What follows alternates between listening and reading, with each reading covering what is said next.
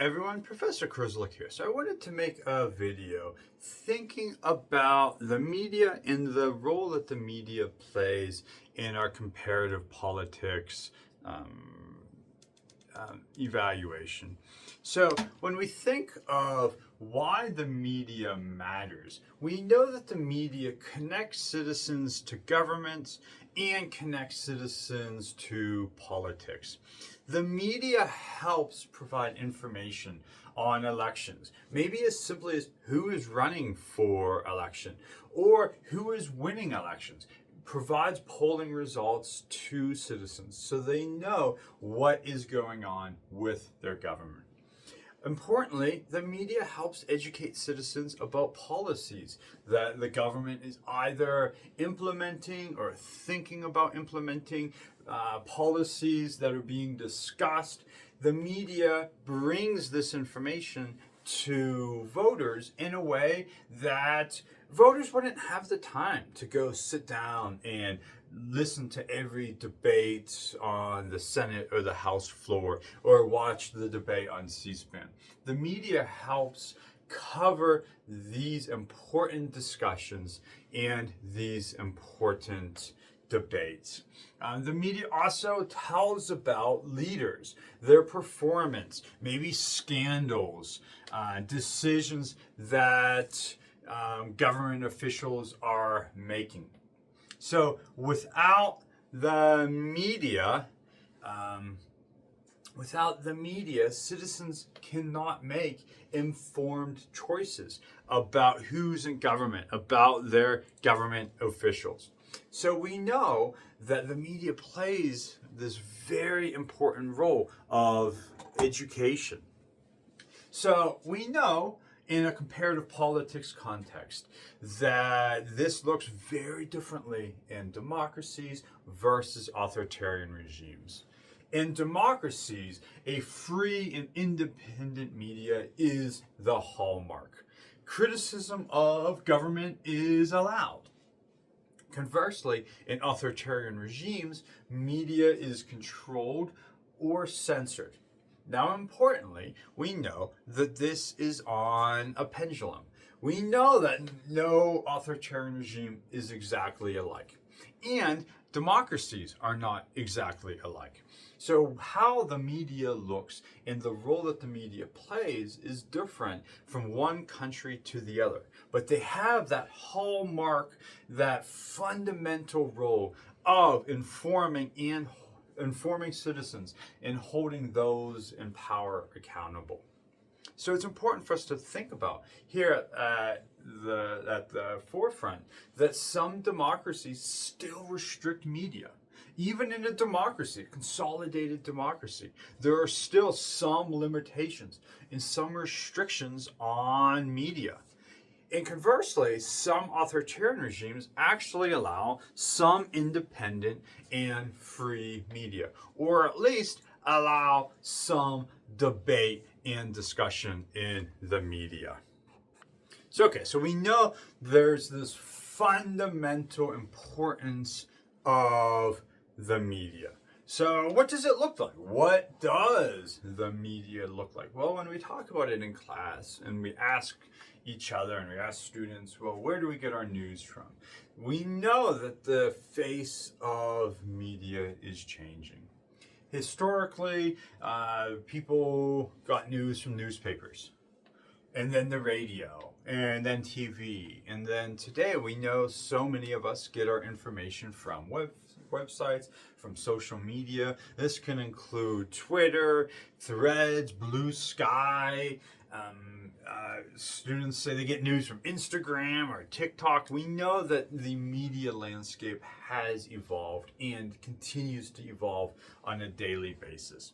But this mass media, we know what it looks like. We see the TV, 24-hour news shows, or the evening news, or ABC or NBC. So we know what that looks like. We do know and we see about what role the media then plays. Well, the media can influence what people know, what people believe, and how people vote. So we know that the media can shape perceptions of what's going on in the country, shape perceptions of what's going on in the world. And so, regardless of if we're getting our news from the TV, from radio, or newspapers, or websites, or social media, all of these sources have the capacity to influence what people think is important, what people say is important, what people know about the world. So the media, again, plays this huge and important role in our society in understanding what is going on in the world. So when we talk about the emergence of social media and alternative media, we oftentimes talk about that it is knocking down gatekeepers. It's allowing more people to create content and more people to have their voice heard. And we oftentimes view that as a positive achievement. That anyone now can talk about politics and talk about what the government's doing and talk about new ways that maybe they would like to see public policy be talked about or passed. But with that, we also see an increase in the emergence of misinformation and disinformation. So when we think of misinformation, false information shared without intent to deceive, but it's still false. So maybe this is incorrect news reporting. So when we think of this, maybe a news site or an online news site is trying to be the first to get the scoop. They want the clicks on their site, so they're getting their message out as quickly as they can. Well, maybe they are reporting incorrect news, incorrect information. There's also the concern then of disinformation, where false information is shared deliberately. So maybe this is fake election claims being spread online intentionally to intentionally deceive people about what has happened, about what is going on. So both of these affect public understanding of politics, and disinformation is intentionally confusing or deceiving people about an event. So when we think about ways that the media influences politics, there's a few important things we should think about: agenda setting, framing, and priming. So when we think of agenda setting, media coverage shapes priorities, shapes what voters think is important, shapes what citizens think is important. So heavy coverage of crime, if there's heavy coverage of crime, every night that's what the media is covering.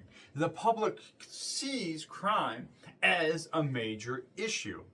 If there's a lot of coverage of inflation, economic concerns will rise, and citizens will be worried about inflation and economic concerns. Not saying that they don't see crime with their own eyes, or they don't feel inflation at the store when they go to purchase goods, but the media, if there's a lot of coverage on this particular issue, it starts to be more salient in voters and citizens' eyes.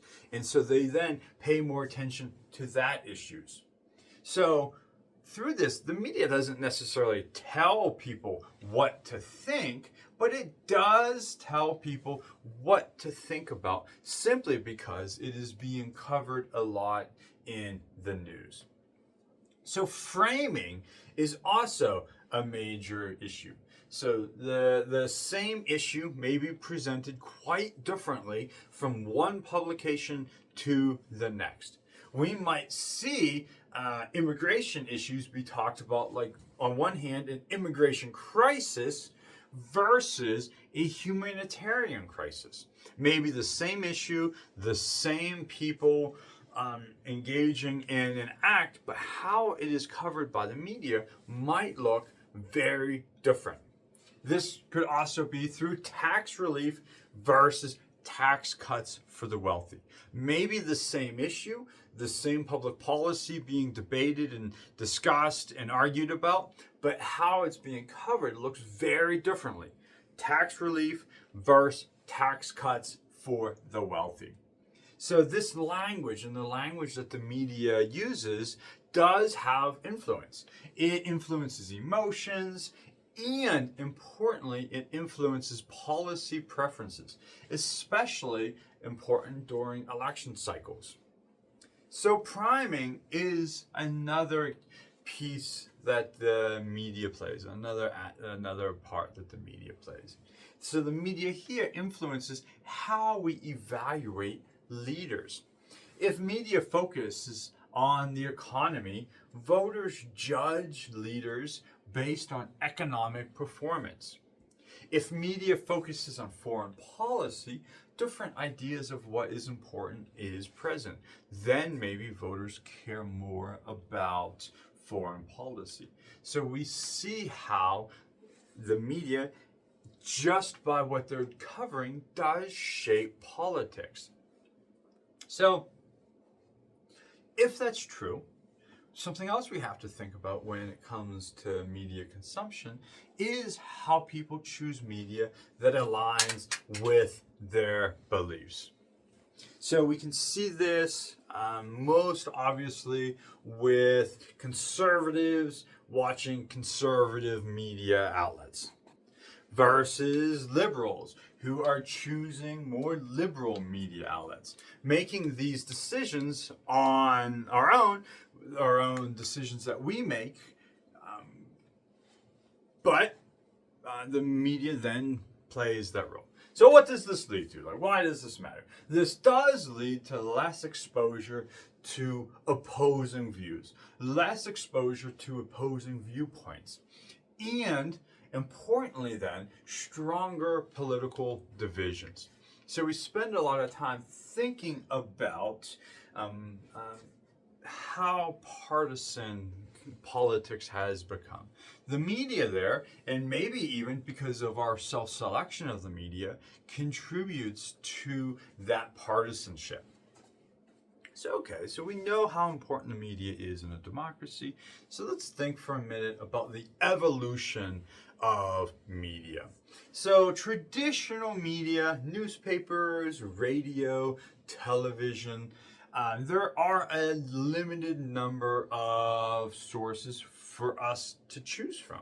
However, modern media, internet and social media, unlimited sources of information for us to be able to find and utilize.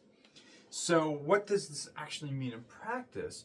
This means that there has been a shift from centralized to decentralized communication. Again, we said at the outset, anyone now can make and produce political commentary. And so some of those barriers that have existed in the past have been knocked down. So the internet has provided instant access to news worldwide. We can follow journalists on social media, journalists in the news, who will tell us minute by minute what is happening around the world. So we also then can have multiple perspectives on issues because some of those barriers to entry, those gatekeepers that existed, have been knocked down. So now we see that anyone can publish content. Remember, it does lead to maybe the rise of mis and disinformation, but anyone now can start a program where they talk about the news, talk about what's going on in the world, have their opinions out there in a way that maybe didn't exist before. So it does, of course, raise this issue of it is difficult to verify the accuracy. And then we have to ask ourselves, and it does raise the question of how do we verify? Even if we want to verify, how do we verify? So that is something that we struggle with social media. So when we think about social media and politics, platforms allow direct communication between politicians and citizens. We saw the Obama administration use social media quite well in his initial running for president. And then Donald Trump took this and changed it a bit, where Trump would communicate to his base, to his audience, directly through social media. So that was a way that viewed positively that there can be this connection between politicians and citizens, but it also, of course, does allow for the rapid spread of misinformation, but also the rapid spread of information. You can go on social media and learn about what is going on the other side of the world instantaneously. So politicians can avoid traditional media filters. They can connect right to their fans, right to an audience in a way that they were not able to with traditional media. So social media and politics has absolutely changed how politicians connect to their supporters. So when we think about some case studies, we can think about like 2016 presidential election in the US, where there is a heavy use of Facebook, heavy use of Twitter, but we also see, we can also think about how important social media was during this time. So one other issue that we should probably spend a few minutes thinking about is this idea of echo chambers. People interact mostly with like-minded individuals. And this means that they are reinforcing their existing beliefs, reducing exposure to opposing ideas. And so this results in increased political polarization. So again, we see, even before we open it up to the importance of democracies versus authoritarian regimes, we can see the important role that the media plays, the important role that the changing media landscape plays. But that doesn't mean there aren't still some limitations and shortcomings of an evolving media landscape. So I think it's important now to think about media freedom across countries. So just gonna pause for 1 second. When we think of media freedom across countries, so if we know the media is important, we know it plays an important role. In democracies, there are oftentimes legal protections for freedom of the press, for press freedom. We cherish independent journalism as part of the democratic system to hold those in power accountable. But of course, problems still exist when we follow US politics or politics and democracies. We know the consolidation of media, the media in fewer and fewer hands, misinformation, disinformation are all drawbacks even in democracies and accelerating in democracies. Authoritarian regimes, on the other hand, we see much more censorship. We see government media control. We see government sway over the media in a way that then doesn't allow for the media to play that important role that it does in a democracy. So I had mentioned that even in democracies, we see media concentration. Media ownership itself is concentrated in just a few corporations. So there are fewer independent voices, and this does have the political effects of reducing diversity of viewpoints and greater influence of large companies.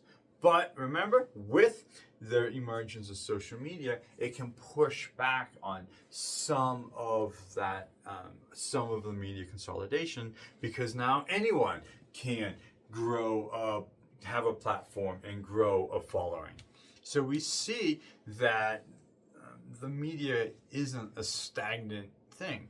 There is media consolidation in the US, but there's also the emergence of new forms of media.